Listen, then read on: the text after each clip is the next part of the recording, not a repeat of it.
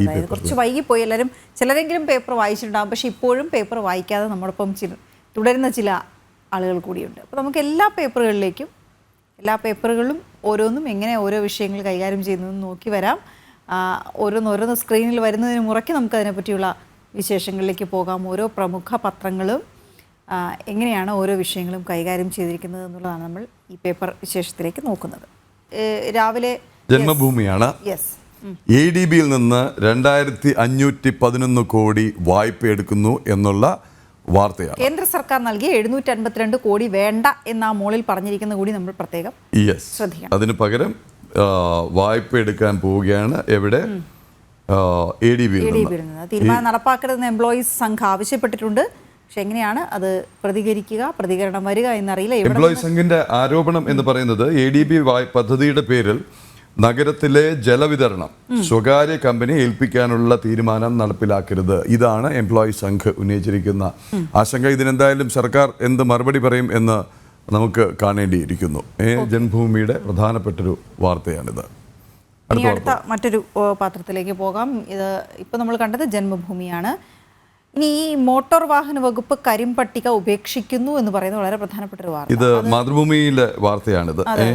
അതായത് അത് എക്സ്ക്ലൂസീവാണ്. B. അജിത് രാജിന്റെ സ്റ്റോറിയാണ്. സേവന നിഷേധം തുടരും എന്നാണ് അതിൽ പറയുന്നത്. വളരെ പിഴ അടയ്ക്കാത്ത വാഹനങ്ങളെ ഉൾപ്പെടുത്തുന്ന കരിമ്പട്ടിക മോട്ടോർ വാഹന വകുപ്പ് ഉപേക്ഷിക്കുന്നു. വാഹന ഉടമകൾക്ക് ബുദ്ധിമുട്ടുണ്ടാക്കിയിരുന്ന കരിമ്പട്ടിക എന്ന വിശേഷണമാണ് ഒഴിവാക്കുന്നത്. സേവനങ്ങൾ നിഷേധിക്കുന്നത് തുടരും. പിഴ അടച്ചില്ലെങ്കിൽ കരിമ്പട്ടികയ്ക്ക് പകരം അപേക്ഷ നിരസിച്ചുകൊണ്ട് നോട്ട് ടു ബി ട്രാൻസാക്റ്റഡ് എന്ന സന്ദേശം ലഭിക്കും. കരിമ്പട്ടിക പ്രയോഗത്തിനെതിരെ പ്രതിഷേധം ഉയരുന്ന പശ്ചാത്തലത്തിലാണ് ഈ നടപടി. ശ്രദ്ധിക്കണം, കരിമ്പട്ടിക ഉപേക്ഷിക്കുന്നു പറയുമ്പോൾ അതിന്റെ സ്വഭാവമല്ല, ആ പേര് മാറ്റുന്നു. അതെ, ബ്ലാക്ക് ലിസ്റ്റ് ചെയ്യപ്പെടുന്നു എന്ന് പറയുന്ന ഒരു പേര് മാത്രമാണ് മാറ്റുന്നത്. ആ അതിന് തുടർന്നുള്ള പിഴയും മറ്റു കാര്യങ്ങളും അതെല്ലാം അവിടെ തന്നെ അങ്ങനെ കിടക്കും. അതൊരു ബ്ലാക്ക് മാർക്കായി തന്നെ കിടക്കും. ഓക്കെ, മറ്റൊരു റിപ്പോർട്ടിലേക്ക് പോവുകയാണെങ്കിൽ ഇപ്പോൾ നമ്മൾ 2 പാത്രങ്ങളെ കുറിച്ച് വളരെ വിശദമായി കണ്ടു. ഇനി സുഖോയ് യുദ്ധവിമാനം കയറ്റുമതി ചെയ്യാൻ ഇന്ത്യ ഒരുങ്ങുന്നു എന്നുള്ളതാണ്. ഇന്ത്യ റഷ്യ ധാരണ അന്നത്തെ മോദി പുടിൻ ചർച്ചയിലാണ്. ഇത് മാതൃഭൂമിയിൽ നിന്നുള്ള വാർത്തയാണ്. ഫിലിപ്പീൻസിലേക്കുള്ള ബ്രഹ്മോസ് മിസൈൽ കയറ്റുമതിക്ക് പിന്നാലെ സുഖോയ് MKIU യുദ്ധവിമാനങ്ങൾ സുഖോയ് 30 ആണിത്. സുഖോയ് 30 ഇന്ത്യയിൽ നിർമ്മിച്ച് കയറ്റുമതി ചെയ്യാനാണ് റഷ്യയുമായി ധാരണ ഉണ്ടാക്കിയിരിക്കുന്നത്. 70,000 കോടിയുടെ യുദ്ധക്കപ്പലുകൾ എന്നുകൂടി അതിൻ്റെ ഒരു ഭാഗത്ത് പറയുന്നുണ്ട്. അപ്പോൾ അതിൻ്റെ വിശദമായ വാർത്ത കൂടി ഈ മാതൃഭൂമി ഉൾപ്പെടുത്തിയിട്ടുണ്ട്. വളരെ പ്രധാനപ്പെട്ട ഒരു കാര്യമാണ്.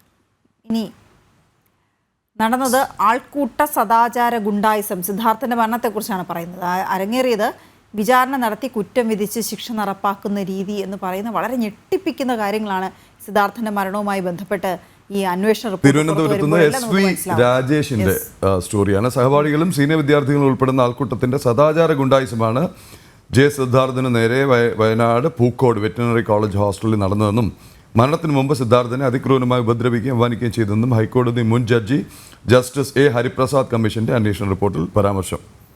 ഓക്കെ,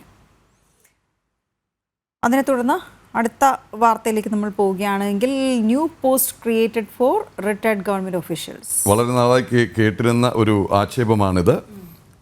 ഇത് ടൈംസ് ഓഫ് ഇന്ത്യയിലെ വാർത്തയാണ്. KP സായികിരൻ്റെ എക്സ്ക്ലൂസീവ് വാർത്തയാണ്. ഇത് ഗവൺമെന്റ്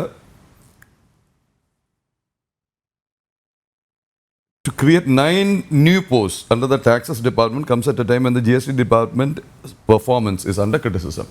GST വകുപ്പിന്റെ പ്രവർത്തനം തന്നെ വിമർശന വിധേയമായിരിക്കുന്ന സാഹചര്യത്തിലാണ് വീണ്ടും അധിക ചെലവുണ്ടാക്കി പുതിയ 9 തസ്തിക. അത് വിരമിച്ചവരെ വീണ്ടും കുടിയിരുത്താനാണ്.